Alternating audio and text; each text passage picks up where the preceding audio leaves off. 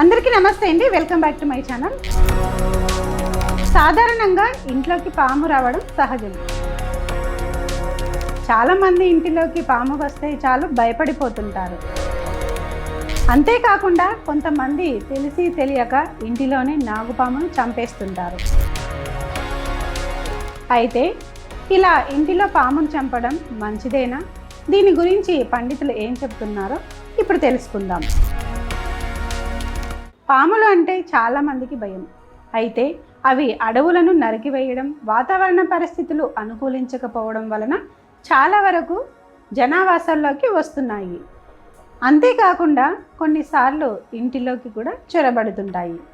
దీంతో కొంతమంది తెలిసి తెలియక పామును నేరుగా ఇంటిలోనే చంపేస్తుంటారు.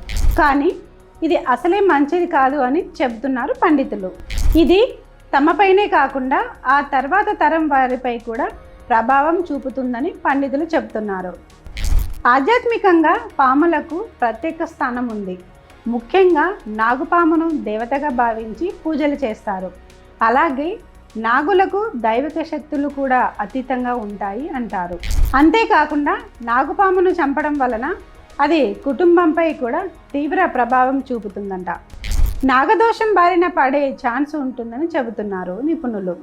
పాములకు హాని చేసిన, పాములను చంపిన, పాములను ఆట పట్టించిన, పాము పుట్టను తవ్విన, పుట్టపై నివాసం ఏర్పరచుకున్నా అది నాగదోషానికి కారణం అవుతుందట. ఎవరు అయితే నాగదోషం బారిన పడతారో వారికి సంతానం త్వరగా కాకపోవడం, ఎప్పుడూ అనారోగ్య సమస్యలతో బాధపడడం వంటి ఇబ్బందులు ఎదుర్కోవాల్సి వస్తుందని చెబుతున్నారు పండితులు. ముఖ్యంగా ఇంటిలో నాగుపామును చంపడం అసలే మంచిది కాదట. ఇది కుటుంబంపైనే చెడు ప్రభావం చూపుతుందంట. ఇంటి లోపల నాగుపామును చంపడం వలన అది కుటుంబ సభ్యుల్లో మానసిక అశాంతి, భయం, ఆందోళన వంటి సమస్యలకు కారణమవుతుంది. అంతేకాకుండా కుటుంబంలో అనవసర వివాదాలు, అపార్థాలు, అనారోగ్య సమస్యల వంటి ఇబ్బందులు తలెత్తుతాయంట. అంతేకాకుండా ఇంటిలో నాగుపామును చంపడం వలన ఆ ఇంటిలో ఎంత సంపాదించినా చేతిలో డబ్బు నిలవకపోవడం, ఉద్యోగాల్లో అడ్డంకులు, అశాంతి, దురదృష్టం వంటి సమస్యలు ఏర్పడతాయి అని చెబుతున్నారు. ఇలాంటి ఆధ్యాత్మిక విషయాలు తెలుసుకోవాలంటే మన ఛానల్ని సబ్స్క్రైబ్ చేయండి, అలాగే లైక్ చేయండి.